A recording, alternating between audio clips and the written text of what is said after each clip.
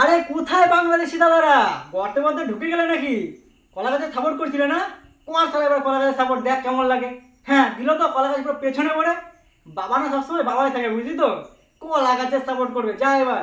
গরুর মাংস খা খিচুড়ির সাথে। সালা কলা গাছের সাপোর্ট আসলো, নিজেদের পেছনে তো দম নাই। লোকের টিম নিয়ে লাফালাফি করিস, কেমন লাগলো এবারে? দিল তো কলা গাছ পুরো পেছনে পড়ে আচলা।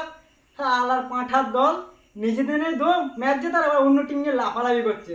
তো ভাই ছেড়ে দাও ওইসব পাঁঠার দলের কথা, বুঝলে তো। ওইসব ফালতু কথা বলে না, এই খুশির সময়টা আমি নষ্ট করতে চাই না। আরে ভাই ফাইনালি 13 বছর পর আমরা ওয়ার্ল্ড কাপ জিতেছি, মানে এত খুশি হচ্ছে না কি আর বলবো। এখন রাত 12টা বাজে, আমি কিন্তু কোনোদিন এই সময় ভিডিও বানাই না। মানে এত খুশি হয়েছি না, খুশিটা নিজের মধ্যে আর ধরে রাখতে পারছি না, তার জন্য রাত 12টার সময় বসে বসে ভিডিও বানানোর জন্য। 13 বছর পর একটা উঠো না, এত বছর পর আমরা ওয়ার্ল্ড কাপ জিতলাম, এত খুশি হচ্ছি না কি বলো, মুখ দিয়ে ভাষায় প্রকাশ করতে পারছি না। ইন্ডিয়ার প্রত্যেকটা প্লেয়ার যা খেলেছে না এই ওয়ার্ল্ড কাপে, ভাই আনবিটেন টিম, একটাও ম্যাচ হারেনি। ডাইরেক্ট গ্রুপ ম্যাচ দিয়ে ডাইরেক্ট ফাইনাল ম্যাচ জিতে গেছে, মানে বুঝতে পারছো কি রেকর্ড বানিয়েছে বিরাট কোহলি। যে এতদিন ধরে ফর্মে ছিল না, এত লোকের রোস্ট করছিল, বিরাট কোহলিকে ওপেনিং কেন করাচ্ছে, 3 নম্বরে খেলানো দরকার। আরে দেখিয়ে দিল তো বিরাট কোহলি। আরে বিরাট কোহলি না বড় ম্যাচের প্লেয়ার, বুঝলি তো। এই ফাইনাল ম্যাচে না ভারত টস জিতেছিল, আর টস জিতে প্রথম ব্যাটিং করার ডিসিশন নিয়েছিল। আর আমরা প্রথমে কিন্তু দেখেছি এইদিকে রোহিত শর্মা, সূর্য কুমার যাদব আর ঋষভ পান্ত পরস্পর কিন্তু আউট হয়ে যায়। মানে বিরাট ভারত কিন্তু একটা বড় চাপের মুখে কিন্তু চলে এসেছিল। আর সেই সময় যখন আমাদের বিরাট কোহলি আছে, টেনশন নেওয়ার কোনো দরকারই তো নেই। আমাদের বিরাট কোহলি আর আমাদের বাপু মানে অক্ষর প্যাটেল নিজের মধ্যে একটা শানদার পার্টনারশিপ কিন্তু বানিয়েছিল।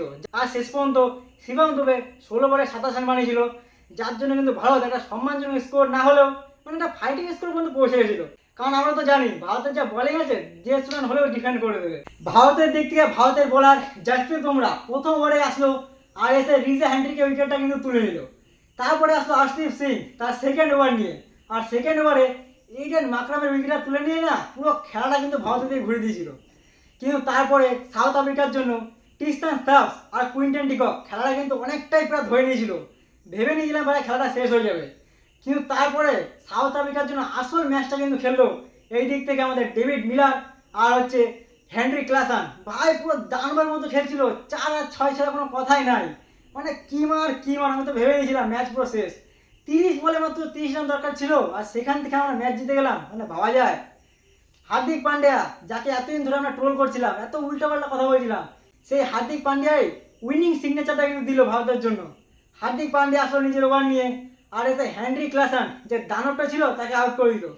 মোটামুটি সেখান থেকে আমরা বুঝে নিয়েছিলাম ভারতের ক্ষেত্রে কিন্তু অনেকটা ম্যাচ চলে এসছে, হয়তো একটা আশা জেগে গেছিল যে ম্যাচ আমরা জিততে পারি।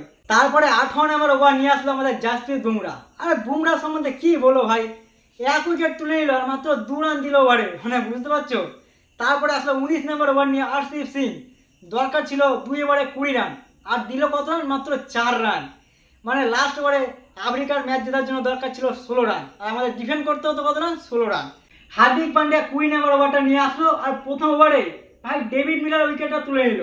তখনই আমরা বুঝে গেছি ভাই ম্যাচ শেষ, ব্যাটিং আর কেউ নেই। কারণ এমনিতেই আফ্রিকার কাছে ব্যাটিং নাই, মাত্র 7 নম্বর পর্যন্ত ব্যাটিং রয়েছে। আর মার্কো ইয়ানসন এদিক থেকে আমাদের কেশব মহারাজ অল্প কিছু ব্যাটিং করে না, কিন্তু ভাই 16 রান করা একদমই অসম্ভব। ভাই মানে এত খুশি কি বলবো, 13 বছর পর ওয়ার্ল্ড কাপ জিতেছি, মানে আর কিছু বলার নেই ভাই। এখন শান্তিতে মানে ঘুমাতেও পারবো না। ভাই কি অসুবিধা বলো তো, ম্যাচ হারলেও শান্তিতে ঘুমাতে পারতাম না, জিতেও শান্তিতে ঘুমাতে পারছি না, তোমার আর কিছু বলার নেই। তো তোমরা কেমন খুশি হচ্ছ ম্যাচটা জিতে গেছে ভারত, অবশ্যই কমেন্ট করে বলবে।